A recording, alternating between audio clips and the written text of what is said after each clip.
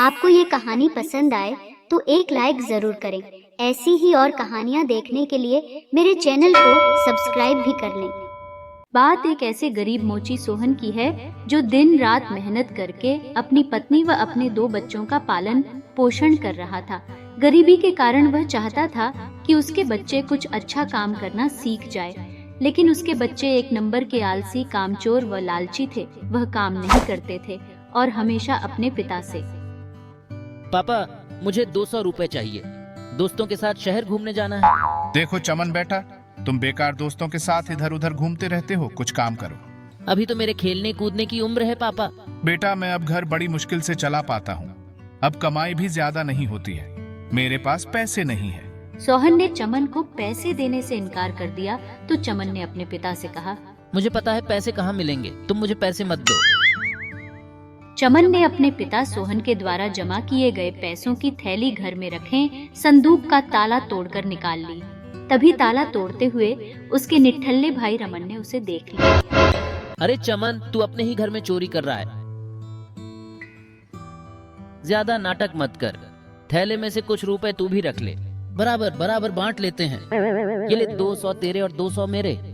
इस तरह रमन व चमन ने सोहन द्वारा बचाए गए पैसों को चुरा लिया और वहां से किसी को बिना बताए घर से बाहर निकल गए। शाम को सोहन जब घर आया तो उसने देखा कि अरे ओ रमन की माँ, ये संदूक का ताला किसने तोड़ा? मुझे क्या मालूम जी, मैं तो मंदिर गई थी।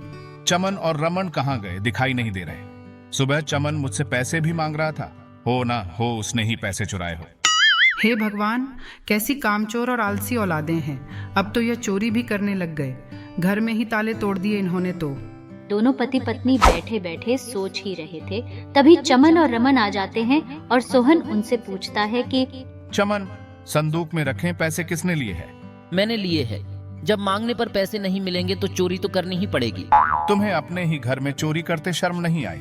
सोहन ने अपने दोनों बच्चों को डांटा तो दोनों बच्चे अपने पिता से गुस्सा हो गए और उन्होंने अपने पिता को धक्का मार दिया।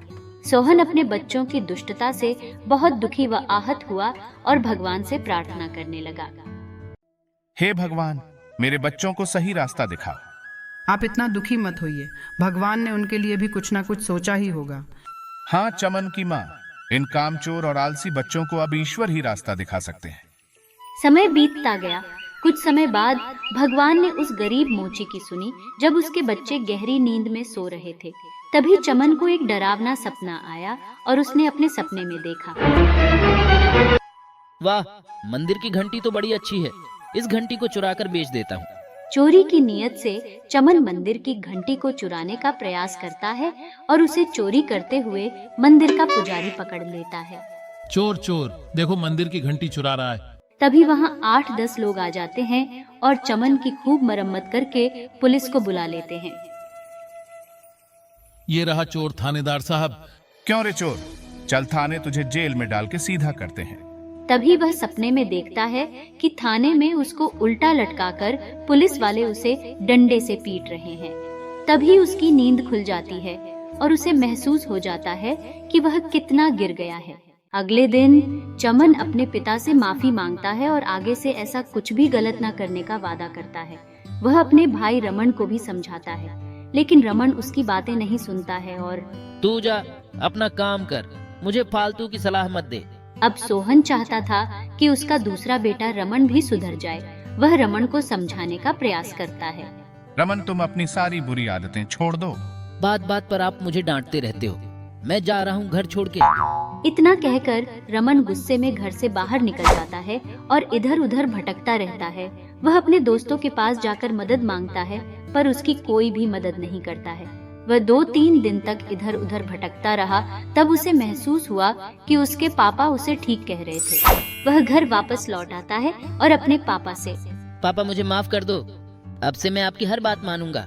ठीक है बेटा, तुझे तेरी गलती का एहसास हो गया, यही मेरे लिए अच्छा है।